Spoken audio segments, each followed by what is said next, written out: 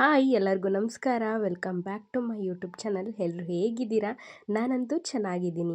So ಇವತ್ತಿನ video ಹೇಗೆಲ್ಲ ಹೋಗುತ್ತೆ ನೋಡೋಣ ಬನ್ನಿ. ಹಾಗೆ ಇನ್ನು ಯಾರೆಲ್ಲ ನನ್ನ ಚಾನಲ್ನ ನೋಡಿಲ್ಲ ಪ್ಲೀಸ್ ಹೋಗಿ ನೋಡಿ, ಹಾಗೆ ಲೈಕ್ ಮಾಡಿ, ಶೇರ್ ಮಾಡಿ, ಹಾಗೆ ಪ್ಲೀಸ್ ಸಬ್ಸ್ಕ್ರೈಬ್ ಮಾಡ್ಕೊಳ್ಳೋದಂತೂ ಮರಿಬೇಡಿ.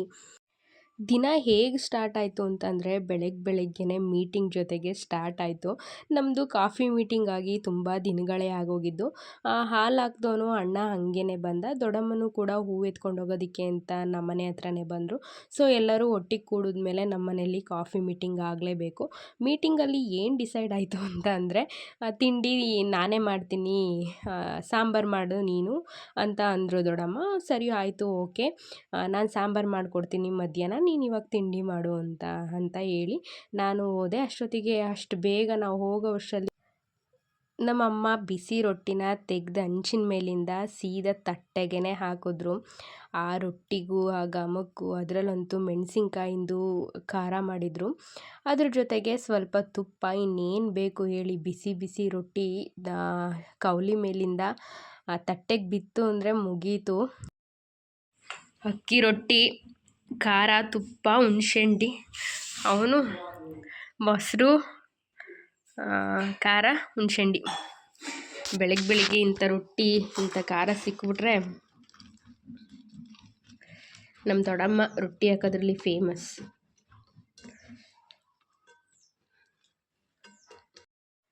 ಅಣ್ಣನೂ ಕೂಡ ತಿಂಡಿ ತಿನ್ನೋದಕ್ಕೆ ರೆಡಿ ಆಗ್ತಿದ್ದ. ಅದೇ ಹೇಳ್ತಿದ್ದ, ನೋಡು ಮಗಳು ಬಂದ ತಕ್ಷಣ ಹೆಂಗೆ ಬಿಸಿ ಬಿಸಿ ರೊಟ್ಟಿ ಅವಳಿಗೆ ಫಸ್ಟ್ ಕೊಟ್ಬಿಟ್ಟೆ, ಮಗ ಮರ್ತೇ ಹೋದ ಅಂತ.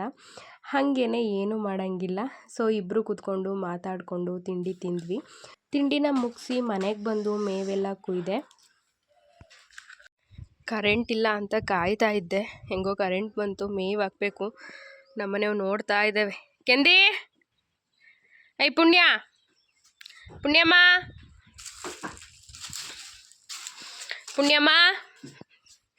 ಏನು ಬೇಕೆ? ಆಲ್ರೆಡಿ ಸ್ವಲ್ಪ ಕುಯ್ದು ಹಾಕಿದ್ದು ಹಂಗೇ ಎಲ್ಲ ತಿಂದು ಹಾಕಿದ್ದಾವೆ ನೀಟಾಗಿ. ಇವಾಗೆಲ್ಲ ಕಟ್ ಮಾಡಿ ಹಾಕಬೇಕು. ಕೇಕು ಕಾಯ್ತಾ ಇದೆ. ತಿನ್ನೋದು, ಸಗಣಿ ಹಾಕೋದು, ಇಷ್ಟು ಬಿಟ್ಟರೆ ಇನ್ನೇನು ಗೊತ್ತಿಲ್ಲ ನಿಮಗೆ ಅಲ್ವಾ? ಏನೂ ಇಲ್ಲ, ಖಾಲಿ ಕೈ ಕೊಡೋದಕ್ಕೆ. ಬೂಸ ತಿಂದು ಮುಖ ಮಾಡ್ಕೊಂಡಿರೋದು ನೋಡಲ್ಲಿ, ಬಾಯ್ಲಿ.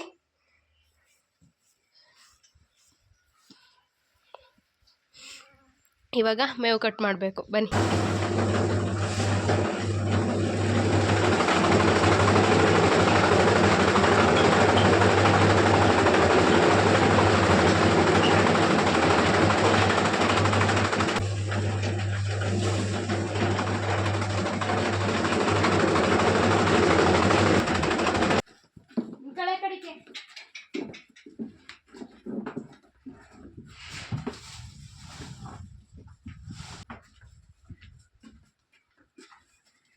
ಈಸಿ ಕೆಲಸ, ನೆಮ್ಮದಿಯಾಗಿನ್ನ ಮನೆ ಕೆಲಸ ಮಾಡ್ಕೊಬೋದು.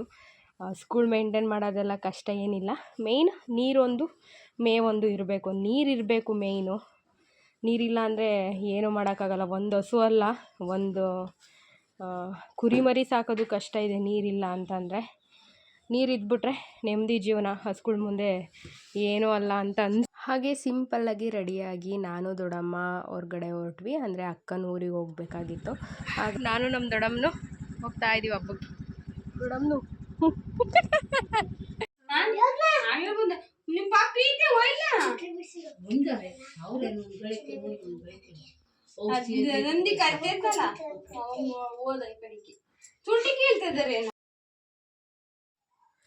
ನಮ್ಮ ಅಕ್ಕನ ಮನೇಲಿ ನನಗಿಷ್ಟ ಆಗುವಂಥ ಪ್ಲೇಸ್ ಅಂದರೆ ಇದೇನೆ. ಅದು ಏನೋ ಒಂಥರ ಸೆಳೆತ ಇದು. ನನಗೆ ಇಲ್ಲಿ ಬಂದು ಕುತ್ಕೊಂಡಾಗ ನಾನು ಯಾವ ಪ್ಲೇಸಲ್ಲೂ ಹೋಗಿ ಕುತ್ಕೊಳ್ಳೋದಿಲ್ಲ. ಸೀದಾ ಹೋಗ್ಬಿಟ್ಟು ಅಡುಗೆ ಕೋಣೆಗೆ ಹೋಗಿ ಕುತ್ಕೊಂಡ್ಬಿಡ್ತೀನಿ. ಅಂದರೆ ನನಗದು ಅದಕ್ಕೆ ಏನಿದೆ ಅದು ನೋಡೋದಕ್ಕೆ ಚೆನ್ನಾಗಿರುತ್ತೆ. ಈ ಥರ ಮನೆಗಳೆಲ್ಲ ಇವಾಗ ಹೋಗೇಬಿಟ್ಟು, ನಾವು ಚಿಕ್ಕವರಿದ್ದಾಗ ನಮ್ಮ ಹಳೆ ಮನೆ ನೆನಪಾಗುತ್ತೆ ನನಗೆ ಹಿಂಗೆ ಬಂದುಬಿಟ್ರೆ. ಹಿಂಗೆ ಒಲೆ ಮುಂದೆ ನಾವು ಕುತ್ಕೊಂಡು, ನಮ್ಮಮ್ಮ ನಮ್ಮ ಅಜ್ಜಿ ರೊಟ್ಟಿ ಹಾಕ್ತಿರೋರು, ನಾವು ಒಲೆ ಮುಂದೆ ಸುತ್ತ ಕುತ್ಕೊಂಡು ತಿಂತಾಯಿದ್ದು. ಹಾಗೆ ಆ ಕೆಂಡದಲ್ಲಿ ರೊಟ್ಟಿ ಎಲ್ಲ ಹಾಕಾದ್ಮೇಲೆ ಆ ಕೆಂಡ ಇರುತ್ತಲ್ಲ, ಇರುತ್ತಲ್ಲ ಅದರೊಳಗಡೆ ಕಡಲೆಕಾಯಿ ಹಾಕೋದು, ಇಲ್ಲ ಅಂತಂದರೆ ಹಪ್ಪಳನ ಸುಟ್ಕೊಂಡು ತಿನ್ನೋದು, ಅವೆಲ್ಲ ಮೆಮೊರೀಸು ಇವಾಗ ಹೋಗೇ ಬಿಟ್ಟು ತುಂಬ ನೆನಪಾಗುತ್ತೆ, ಅದೆಲ್ಲ ಕಾಡುತ್ತೆ. ಆವಾಗಿನ ಸೊಗಡೇ ಹಾಗೆ ಇತ್ತು. ಬಟ್ ಏನು ಮಾಡೋದು, ಇವಾಗೆಲ್ಲ ಹೋಗ್ಬಿಟ್ಟಿದೆ, ಎಲ್ಲೋ ಅಪರೂಪ. ನಮ್ಮೂರುಗಳಲ್ಲಂತೂ ಇಲ್ಲವೇ ಇಲ್ಲ ಒಲೆ ಯಾರ ಮನೆಯಲ್ಲೂ ಅಂತ ಅನಿಸುತ್ತೆ. ಬಟ್ ಅವಳು ಎಲ್ಲ ರೆಡಿ ಮಾಡಿಸ್ಬೇಕು, ಎಲ್ಲ ಕೀಳಿಸ್ಬೇಕು ಅಂತ ಹೇಳ್ತಾ ಇದ್ಲು. ನಾನು ಅದಕ್ಕೆ ಹೇಳ್ತಿದ್ದೆ, ಒಲೆ ಮಾತ್ರ ಇಟ್ಕೊಳ್ಳೆ ಒಂದು ಅಂತ. ಇಲ್ಲ ಎಲ್ಲ ರೆಡಿ ಮಾಡಿಸ್ತೀನಿ, ಎಲ್ಲ ತೆಗೆಸಿ ಬೇರೆದೆಲ್ಲ ಶೆಲ್ಫ್ ಎಲ್ಲ ಹಾಕ್ಸಿ ಕಲ್ಲು ಟೈಲ್ಸ್ ಎಲ್ಲ ಹಾಕಿಸ್ಬೇಕು ಅಂತ ಹೇಳ್ತಾ ಇದ್ಲು. ಬಟ್ ನಾನು ಹೇಳ್ತಾ ಇದ್ದೆ, ಒಲೆ ಒಂದು ಇಟ್ಕೋ, ಸೈಡಲ್ಲೆಲ್ಲಾದರೂ ಮಾಡ್ಕೊ ಅಂತ. ಸರಿ ನೋಡೋಣ ಅಂತ ಹೇಳ್ತಿದ್ಲು. ನನಗಂತೂ ತುಂಬ ಇಷ್ಟ ಆಗುತ್ತೆ ಒಲೆ ಅಡುಗೆ. ಅದು ಎರಡು ಸೌದೆ ಇಟ್ಟಿದ್ಲು ಅಷ್ಟೇ, ಪಟ ಪಟ ಅಂತ ಅನ್ನ ಆಯಿತು, ಸಾಂಬಾರಾಯಿತು, ಹಾಗೆ ಬೋಂಡ ಕೂಡ ಆಗೋಯ್ತು. 2 ಸೌದಿಲಿ ಇಷ್ಟೆಲ್ಲ ಮಾಡಿದ್ಲು. ಹಾಗೆ ಒಳ್ಳೆ ಊಟನೂ ಆಯಿತು, ತುಂಬ ರುಚಿಯಾಗಿತ್ತು ಒಲೆದು ಊಟ. ಅನ್ನ ಅಂತೂ ಬೆಣ್ಣೆ ಇದ್ದಂಗಿತ್ತು. ಊಟನೆಲ್ಲ ಮುಗಿಸ್ಕೊಂಡು ಅವಳ ಜೊತೆನೂ ಕೂತ್ಕೊಂಡು ಸ್ವಲ್ಪ ಹೊತ್ತು ಮಾತಾಡಿಕೊಂಡು, ಅಂದರೆ ಇವಳು ನಮ್ಮ ಇನ್ನೊಂದು ದೊಡ್ಡಮ್ಮನ ಮಗಳು, ಅಲ್ಲಿಗೆ ಬಂದಿದ್ವಿ. ಎಲ್ಲದನ್ನು ಮುಗಿಸ್ಕೊಂಡು ನಾವು ಮನೆಗೆ ಹೊರಟ್ವಿ. ಮನೆಗೆ ಬಂದ ತಕ್ಷಣ ಇನ್ನೇನು ಇದ್ದೇ ಇದೆಯಲ್ಲ ನಮ್ಮದು, ಸ್ವಲ್ಪ ಹಾಲಿತ್ತು ಅದನ್ನು ಕಾಯಿಸಿದೆ. ಹಾಗೆ ಒಂದು ಗಿಡನ ಹಾಕಿದ್ದೆ, ಚೆನ್ನಾಗಿ ಗ್ರೋತ್ ಆಗಿತ್ತು. ಅದು ಆಚೆ ಕಡೆ ಬಿಸಿಲಿಗೆ ಸ್ವಲ್ಪ ಇಟ್ಟಿದ್ದೆ, ಹಾಗಾಗಿ ಬೇರೆ ಕಡೆ ಇಡೋದೇನು ಬೇಡ, ಈ ಪ್ಲೇಸು ಸ್ವಲ್ಪ ಖಾಲಿ ಖಾಲಿ ಅಂತ ಅನ್ನಿಸ್ತಿತ್ತು. ಹಾಗಾಗಿ ಈ ಪ್ಲೇಸಲ್ಲಿ ಇಟ್ಟೆ. ತುಂಬ ಚೆನ್ನಾಗಿ ಬಂದಿತ್ತು ಗಿಡ. ಚಿಕ್ಕದು ಹಾಕಿದ್ದೆ, ಒಂದೇ ಒಂದು. ಎಷ್ಟು ಚೆನ್ನಾಗಿ ಬಂದಿದೆ ನೋಡಿ. ಇದಕ್ಕೆ ಒಂದು ಸ್ವಲ್ಪ ಹೊತ್ತು ಬಿಸಿಲಲ್ಲಿ ಇಡಬೇಕು, ಆಮೇಲೆ ತಗೊಬಂದು ಒಳಗಡೆ ಇಡಬೇಕು. ಹಾಗೆ ರಾತ್ರಿ ಊಟಕ್ಕೆ ಮುದ್ದೆನೂ ಕೂಡ ರೆಡಿ ಆಗ್ತಿತ್ತು. ಏನಪ್ಪ ಅಂತಂದರೆ, ಈ ಥರ ಮುದ್ದೆ ಮಾಡಬೇಕಾದ್ರೆ ಒಂದೊಂದು ದಿನ ಸ್ವಲ್ಪ ಮುದ್ದೆ ಕಮ್ಮಿ ಮಾಡೋ ಇದರಲ್ಲಿ ಈ ಥರ ಏನೂ ಹೊರ್ಗಡೆ ಎಲ್ಲ ಚೆಲ್ಲಾಡೋದಿಲ್ಲ.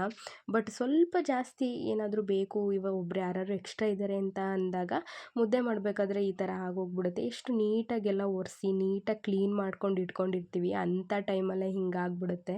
ತುಂಬ ಬೇಜಾರಾಗ್ತಿರುತ್ತೆ, ಮತ್ತೆ ಕ್ಲೀನ್ ಮಾಡಬೇಕಲ್ಲ ಅಂತ. ನೋಡಿ ಯಾವ ಅವಸ್ಥೆ ಆಗಿದೆ ಅಂತ. ಆ ಕಡೆ ಗ್ಯಾಸ್ ನೋಡಿ ಎಷ್ಟು ನೀಟಾಗಿದೆ. ಎಲ್ಲರಿಗೂ ಹಿಂಗೇ, ಯಾರಿಗೆಲ್ಲ ಹಿಂಗಾಗುತ್ತೆ ಕಮೆಂಟ್ ಮಾಡಿ ಹೇಳಿ. ಹಾಗೆಯೇ ಮುದ್ದೆ ಕೂಡ ನಾನು ಕಟ್ಟಿ ಬಿಸಿ ಬಿಸಿದೆ ಊಟಕ್ಕೆ ಇಟ್ಬಿಡ್ತೀನಿ.